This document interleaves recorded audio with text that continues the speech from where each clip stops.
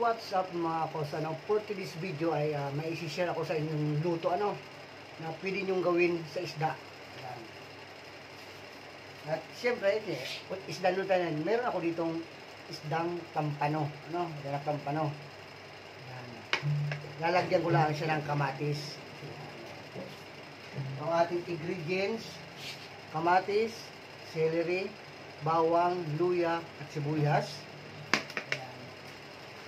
Siyempre, meron tayong siling berde. At ito, nakabili ako ng bok choy. Kung di nyo alam, bok choy, Chinese pichay, At ito yung dahon ng celery. Yan, ilalagay natin yan. Ganito lang ang gagawin natin mga kosa, Kakamada natin yung isdang pampano dito. Yan. Nalagay natin ng ganyan. Ayan. Ganyan.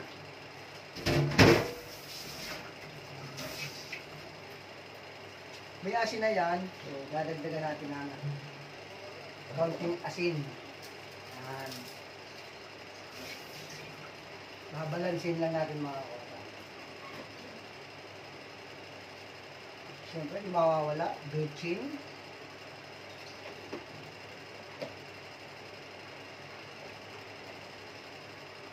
Pamintang pino mga kosa.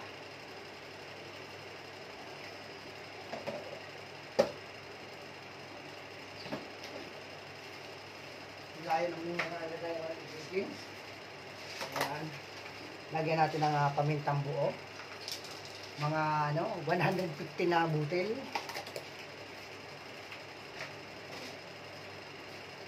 At syempre, ilalagay na natin itong mga ingredients natin. Luya. Ayan. Bawang. Ayan. Mas marami, mas masarap mga kosa. Ang ating bawang. Lagay na natin itong sibuyas. Ayan. Ang ating kamatis. Ang kinamatisang pampano. Maliit ko itong ginawa bukod sa yung kinamatisang spare ribs. Ginawa ko yung mga kosa. Yung celery. Yan magdadagdag bango, mag-aalis ng lansa. Napakasarap yun mga kosa sa isdang pampano. Promise.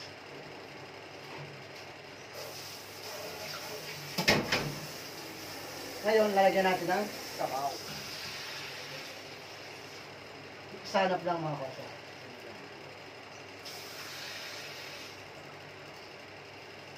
Ngayon natin. Ito pa.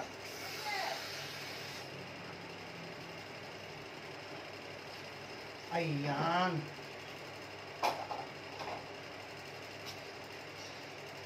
Tatakpan natin ko sa ng bagya at bubuksan natin ang ating kalan.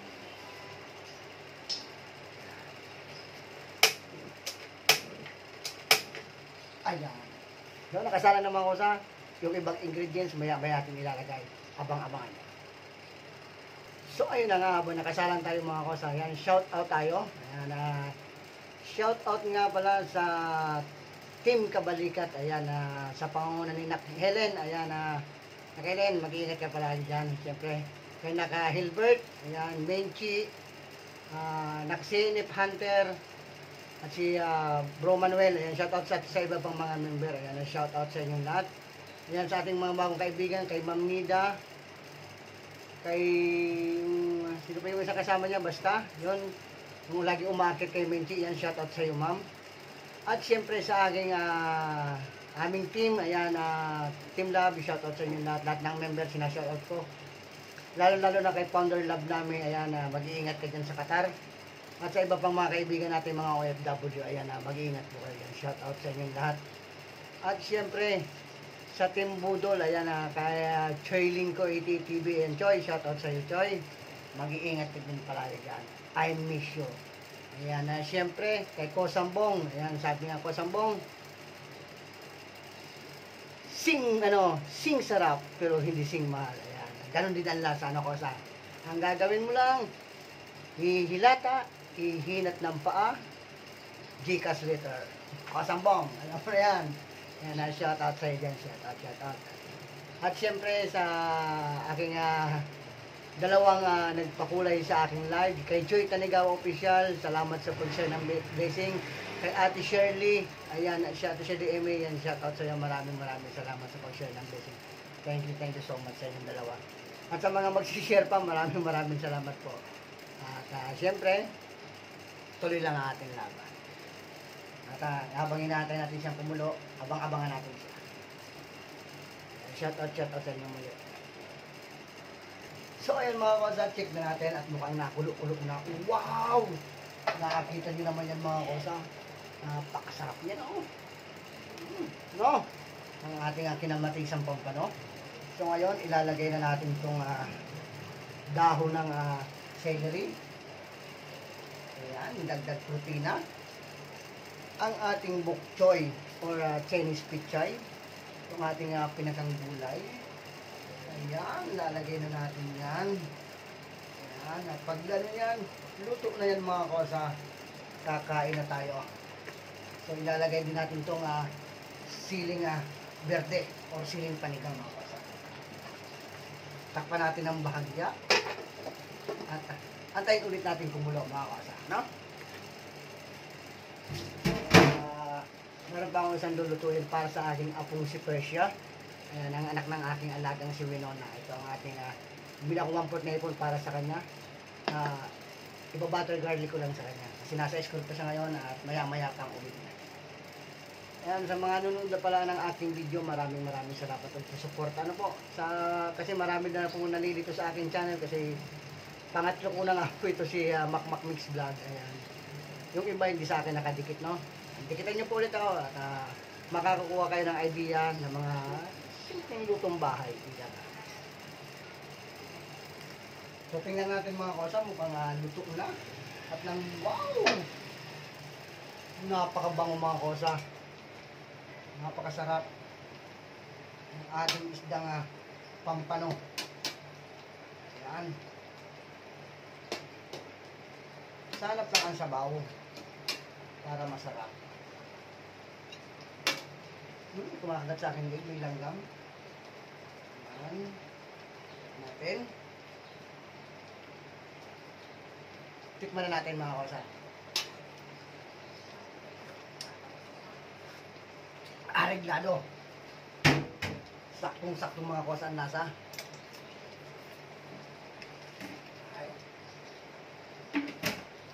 Lagyan natin ng kaunti sugar.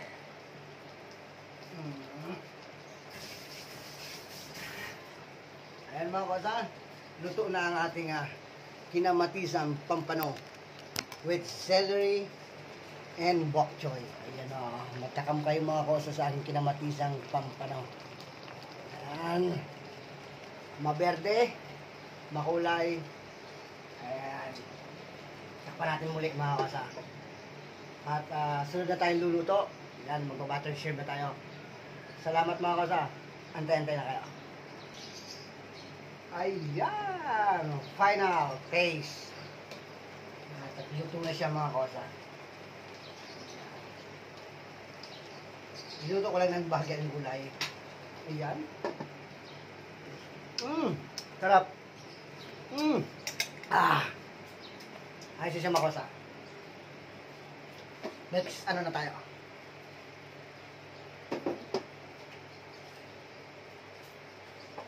Hugasan natin itong bagya.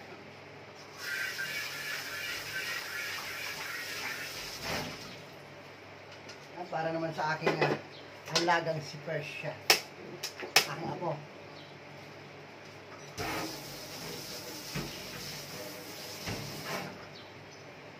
Yan. Butter, ano naman tayo? Butter shrimp.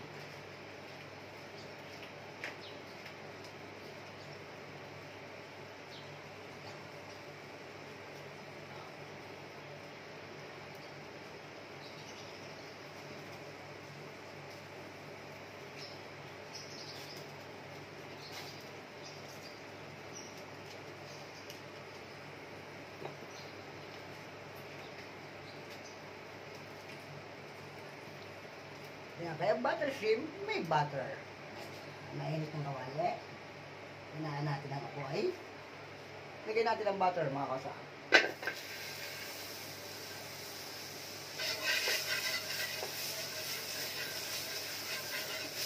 Yun lang naman daw ang sekreto sa pagluluto. Ano? Lalagyan natin ng konting feeling or pagmamahal. Pag balbang ginagawa mo, ang resulta masarap. Yan. Yung bawang.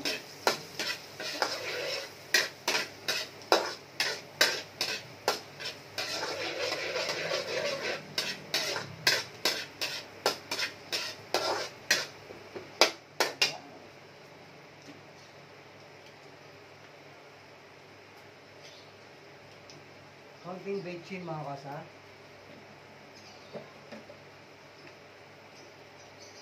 Konting paminta.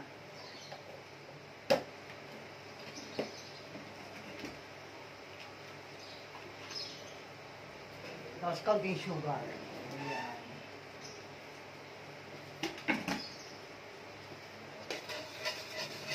Mikos-mikos natin hanggang sa matunaw.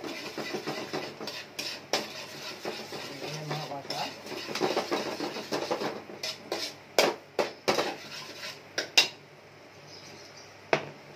Lagyan natin ng konting oyster.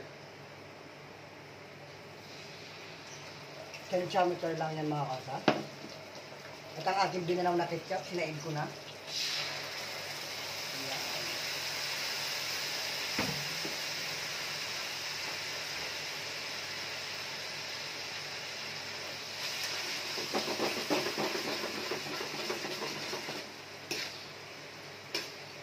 Ayan, tunaw lang natin sa mga kasa.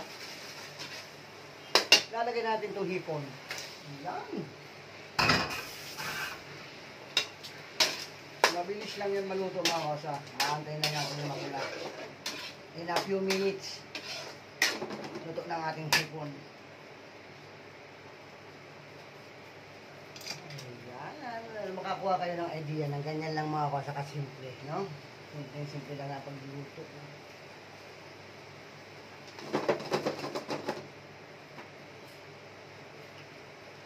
Sabi na hindi kailangan ng apurahan. Sarap.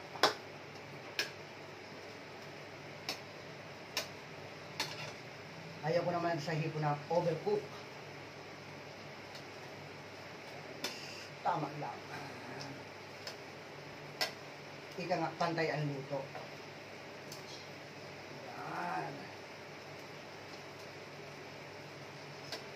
Binabaliktad natin yung mga part na hindi pa luto. Mabilis lang yan mga kasa. Timusan natin ang bahagya. Dahil mainit. Ayos.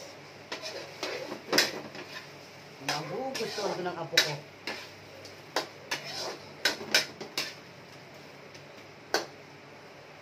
Yan ang ulam niya ngayong tanghali. At saka yung ulam namin ngayon na ginawa kong kinamatisang pampano. No?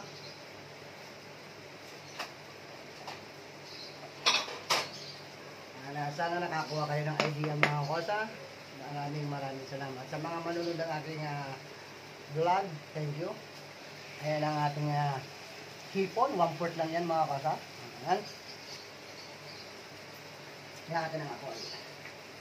Ayan. Disip. Pansit. Ayan. Luto na ang ating hipon.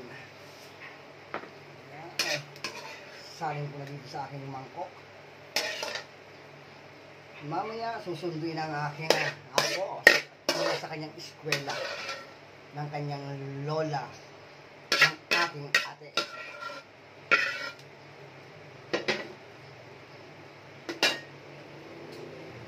So ayan na mga kasa ang ating hipon, ano?